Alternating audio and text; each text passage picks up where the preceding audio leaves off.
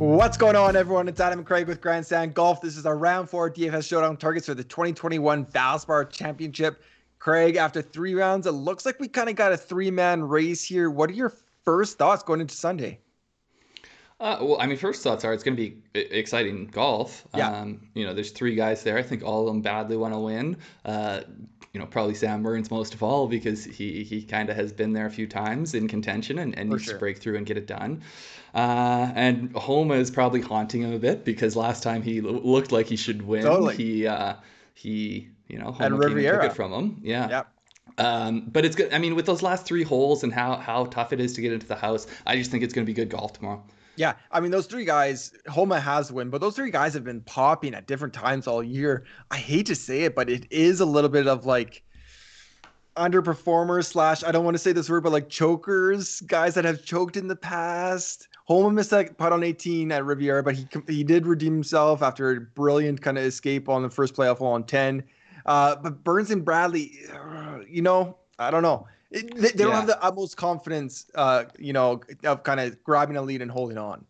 Well, I mean, I think both are kind of the classic, really good ball strikers. Totally. That putting is not their best weapon. And so it's easier to think of those guys as chokers because the guy who, they just are a little bit sloppy with their ball striking and they don't put themselves in positions to make the putts. You don't really think of them as chokers, but they easily could be thought of the same way, So, And then I think a pretty scary pack. I mean, at 10 under, Ted Potter Jr. Ted Potter Jr. Hey, he's been playing good, but we got he absolutely killed it today. Yeah, he killed it. I'm sure he won somebody some Showdown dollars. So yeah, for sure. Well, I was worried because in the morning when he was going off, I was like, man, I hope he doesn't have any decent ownership. It was like 0.66%, I think, in the contest. I was like, phew. You check your phone, like 10%. How did that happen? Yeah. No, but I mean, we got Answer, Tringale, and Neiman there. All of those guys can be chasers. I think it's still quite a bit of ground to make up. Mm-hmm. Like an eagle on 1 would do wonders to get, quickly to 12. But it seems like losing strokes, there is that snake pit coming in, but it's hard to know kind of if what the lead will be like at that time or what the leaderboard will look like at that time. Yeah, but I mean, we saw it from Ted Potter Jr. today and Sam Burns on Friday that, and I guess Keegan on Thursday, there are big rounds to be had on this course. Yeah. So, if one of those guys that happens to be 3 or 4 back, if they go out there and put out one of those big rounds, they could definitely chase down the pack. The problem is that it's not one of these situations where it's one guy. It's a pack out there in front. Yeah. No, exactly. There's 3 and there are 3 that look pretty rock solid. Yeah. So let's look at the course house been playing. We got 0.13 over on the first day. It's not as tough as we kind of thought coming in, or what it's been historically. Minus 0.11 on Friday, and then today we were minus 0.52, so a half stroke under par. Our picks, Craig. I gotta say, Louis Oosthuizen and your Louis whisperer, King Louis, there kind of carried us to the minus 1.5. Our picks did pretty good. Yeah.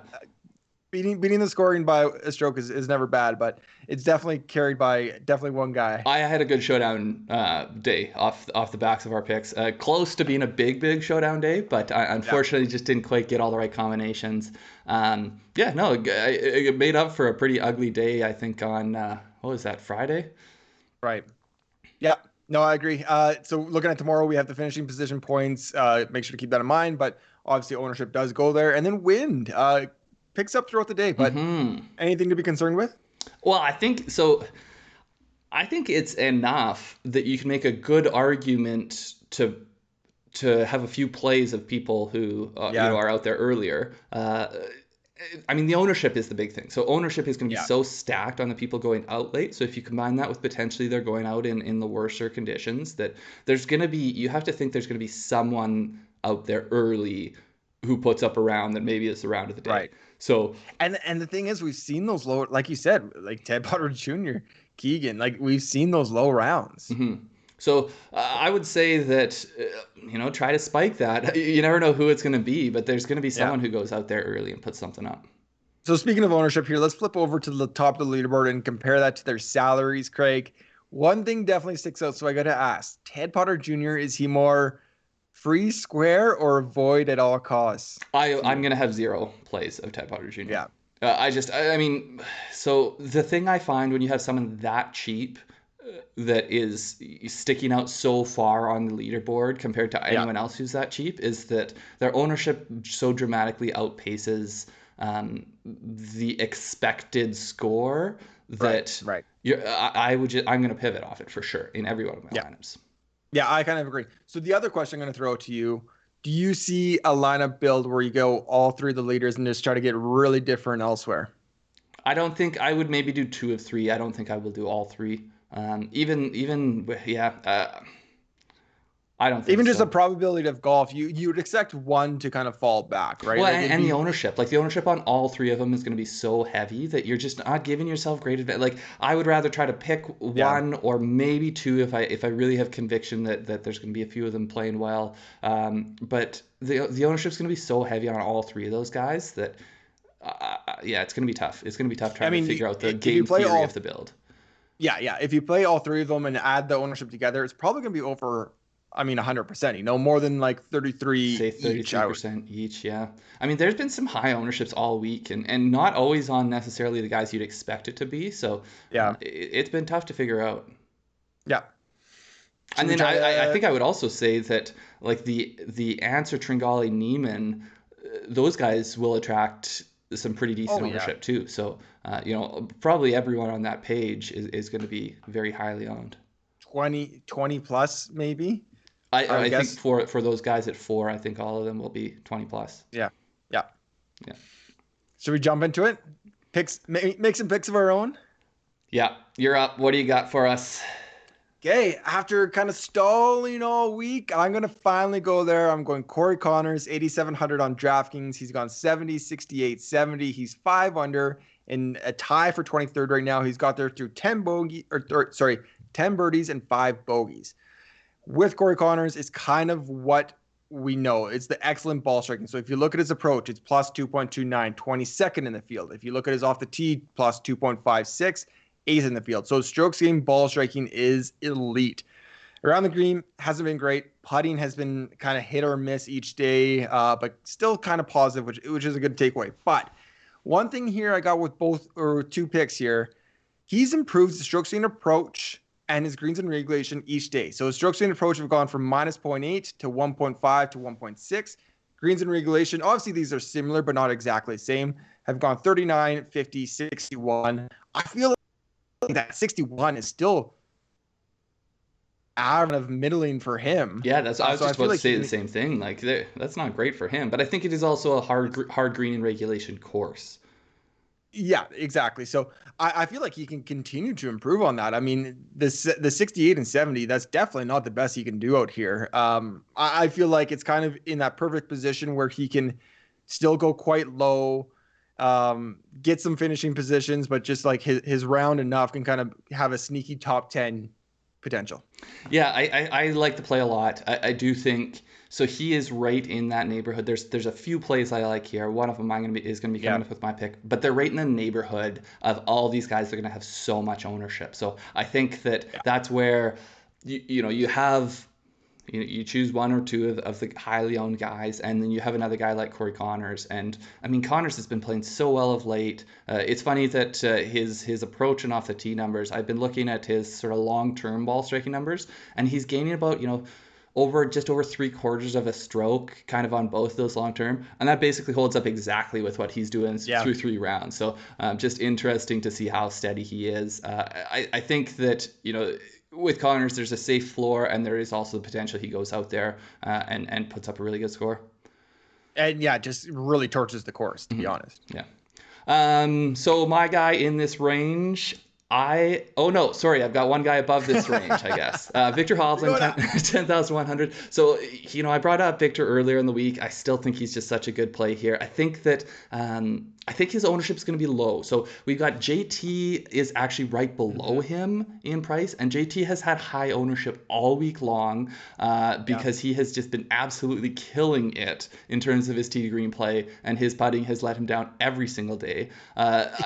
So first off, I still kind of like JT as a play going into the last day, but I think JT, it's tough to know because of that narrative is so strong right now that he's killing it with his ball striking and his putter hasn't been great. He might attract a bit more ownership still, but Viktor, I think Viktor and above, I don't think they're going to get much ownership. So he's gone 69, 68. He's -7, tied for 12th.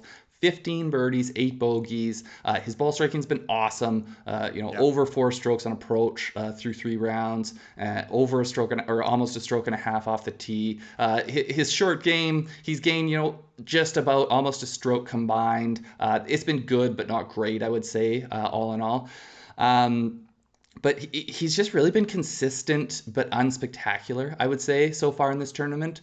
He's been over a stroke and a half, over 1.8 strokes gained each round. He's had 5 birdies exactly in each round. He's just kind of had more bogeys than you would want and not quite converted as many opportunities as you'd like to see. But going back to what I was saying about Viktor Hovland on, I think it was Thursday going into the Friday round, he gains over 4 strokes total in almost a quarter of his rounds. Like over 20% of the time in his last 40 rounds, he's gaining over 4 strokes in, and sometimes he just absolutely goes off. So I think there's that potential there. I think he's kind of in that dangerous, like he's tied for 12th right now. I think if he does go out there and has a good round, he could move, maybe top 5-ish. Something like that. So I like Viktor Hovland kind of as a low-owned, high-potential play. Yeah, I mean, and if he really goes off, if he goes 5-6 under, and he's kind of like that clubhouse guy at 12-13 under, I mean, that's kind of, I can completely see that narrative, later on Sunday afternoon, that Hovland's that clubhouse guy, but then someone kind of squeaks by and gets to 14-15 or whatever it is. But yeah, he's I mean, it's just the bogeys. Don't expect a bogey-free round, but the birdie floor is still so high. Yeah, and I mean it's sort of like one of our classic last day final round showdown plays is the like star who's going to be underowned, and I just can't quite get there on DJ this week, I think Sungjae's just overpriced for where he's at. So to me, where I land is Viktor, and I'll probably play a little bit of JT, but some JT. Yeah, exactly. Okay, back to the middle range, right below Corey Connors is my second pick. I'm going to my boy Cameron Tringale, 8,600 on DraftKings. He's played a really nice tournament so far, 69, 66, 67, 67. He's 10 under. He's in that pack at T4. He has 12 birdies, 2 bogeys.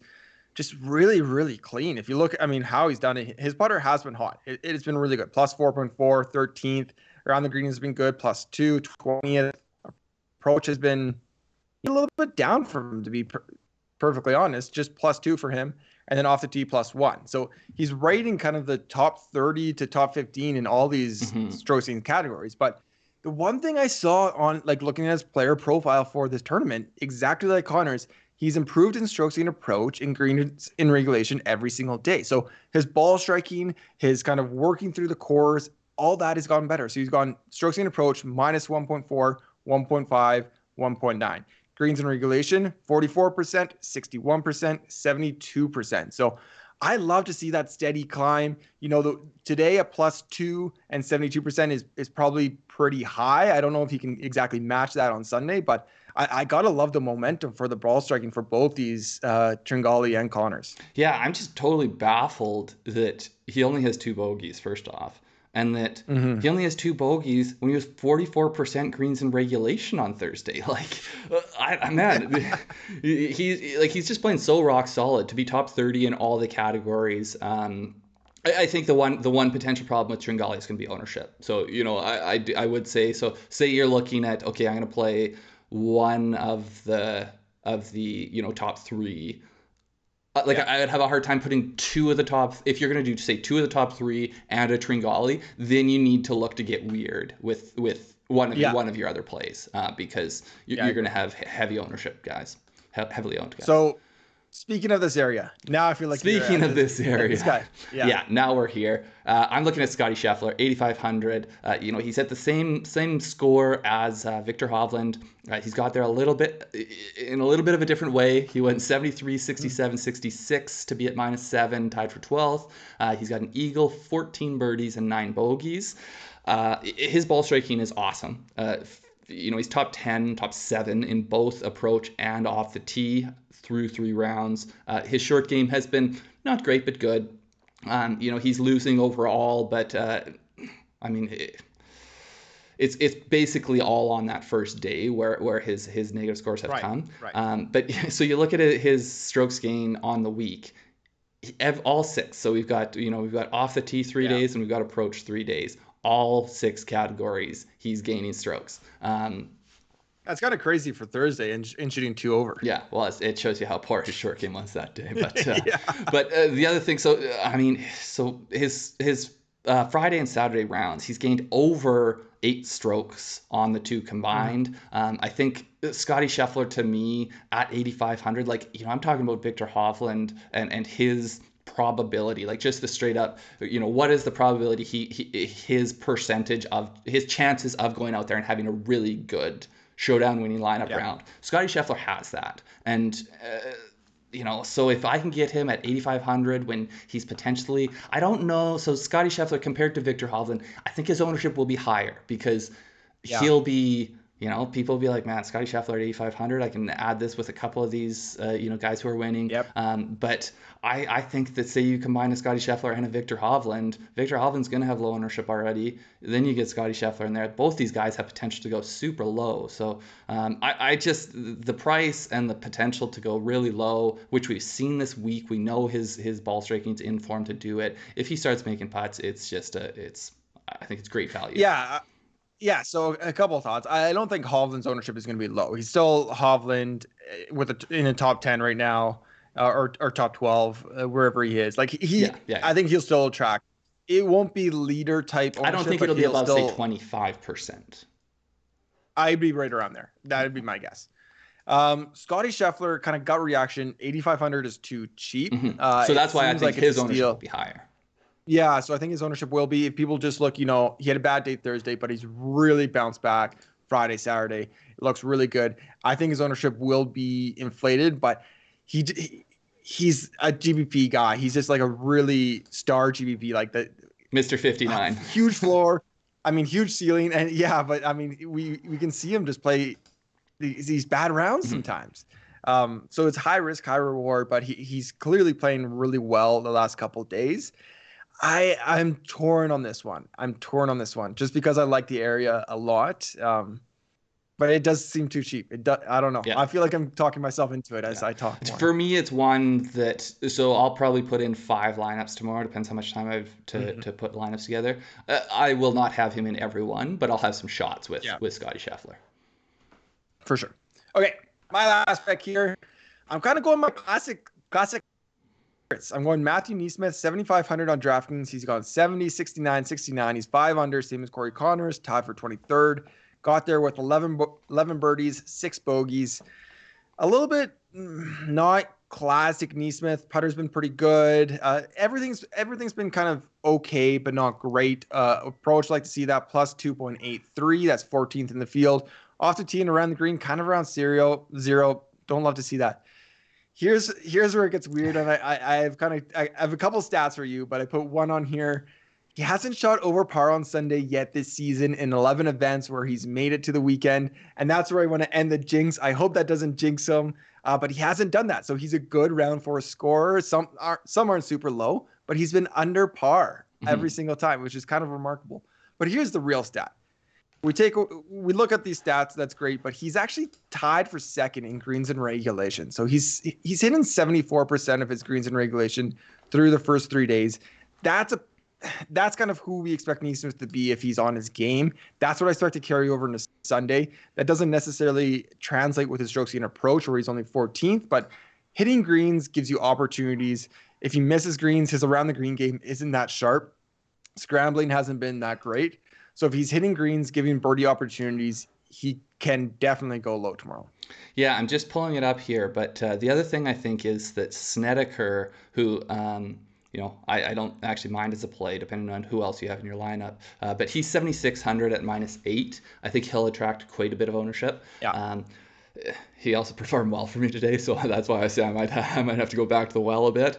And then Vaughn Taylor is -7 at 7,400, and because people fall so much in love with finish position, that maybe keeps NeSmith. I mean, NeSmith is a bit of a DFS darling because he does have such good standout rounds, but that may help to keep his ownership low. Yeah. And on that note, another guy in this area. I'm going to repeat from yesterday. Denny McCarthy, 7,200. He went 72, 69, 68. He is -4 on the tournament, tied for 28th. He has 12 birdies and 8 bogeys, and he made 8 of those 12 birdies today. He only had. It was a wild. He only had 5 pars today. That's crazy. So first off. Today he made 8 birdies. He bogeyed 2 of the par 5s. So I know, I couldn't believe it. He made all kinds of birdies on all kinds of holes. But then if you look at on the tournament long, he now is absolutely killing it with his putter. He's gaining over 3 strokes putting. He was losing over a stroke going into yesterday. So he gained over 4.2 strokes on the greens just today. So, and he lost 1.7 tee to green. He had gained tee to green the first couple days. So, this one to me is like, am I trying to like recreate the magic a bit of what happened today? That's what you need to be a little bit careful of. Right. I think that the thing that I returned to that I said about Denny yesterday that I think still holds true, we just saw a weird version of it, is that in half of his rounds over his past 18 rounds, he had gained over 3 strokes. Strokes total. So he is one of these guys that we do see him get very hot like that. It's just unfortunately he did it on a day when the rest of his game wasn't working that well, and so it ended up only being 3 under. But it could have easily been one of those he's 6 or 7 under on the day, and a Ted Potter like round. But yeah.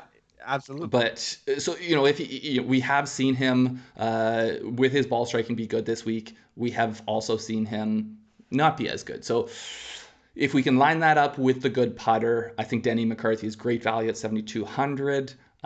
It's just, did his round today attract a little bit of DFS darling to him? Speaking of, Ted Potter Jr. only had 20 putts today. That is so absurd. Well, and he had like a 2-putt late, because I told you I didn't watch any, but I was able to watch a bit while I was doing some work today, and it was crazy how efficient his scoring was today. Absolutely absurd. Denny McCarthy added to my gray hair collection a little bit today when I played him today. So I'm not sure if I'll go back, but it is enticing at 7,200. Again, a guy like Scottie Scheffler, I feel like I'm convincing myself into, but I don't know if he'll make my final roster or rosters, but he definitely of the guys, man. I think I have here, even though Hovland and Scheffler are both high volatility. I think say high upside but risky. I think their ball striking gives them a fairly safe floor. I think Denny is definitely there's an upside, but he also could go out there and have a very, very easily have a +2 round, and you're like, man, why did I even roster this guy? Yeah, for sure.